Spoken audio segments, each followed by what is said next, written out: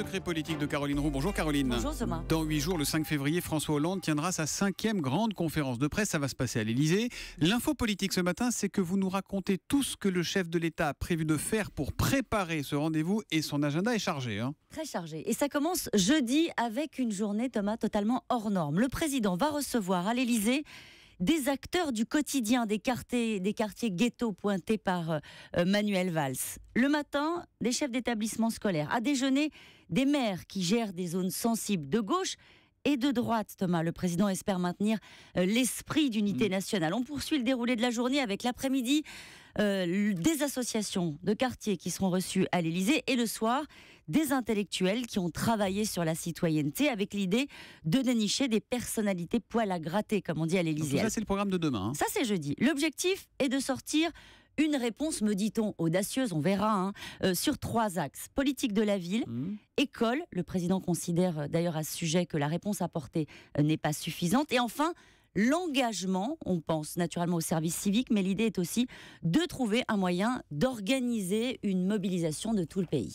Alors, vu le contexte international, il va également être attendu, évidemment, sur les questions diplomatiques, François Hollande. Évidemment, et la préparation de cette partie-là internationale se fera, entre autres, avec 2 rencontres. Angela Merkel, avec laquelle il va dîner vendredi soir, et Alexis Tsipras, que François Hollande veut voir avant jeudi prochain. Le président de la République fera des annonces sur l'organisation de la conférence sur le climat, ce sera son fil vert, comme on dit pour 2015.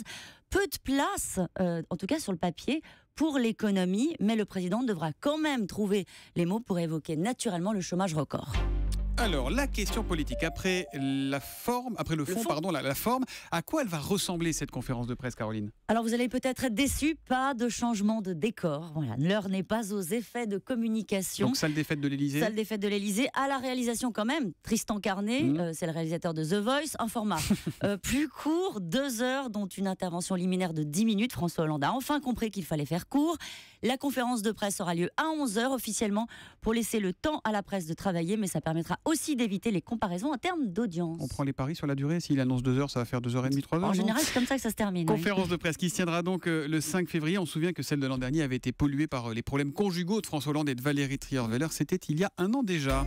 Et puis on va en entendre parler, Caroline. On va en entendre parler Manuel Valls, en coach des cadres du Parti Socialiste. Il a été chahuté hier, c'est vrai, dans le Doubs, mais c'est lui qui remobilisera dimanche des secrétaires de section sous antidépresseurs, littéralement, depuis les dernières municipales, avec l'ambition pour le Premier ministre de nationaliser les prochains scrutins. Et ça, c'est jamais sans danger, évidemment. Les secrets politiques de Caroline Roux, tous les matins à 7h25 sur Europe 1. À demain, Caroline. À demain.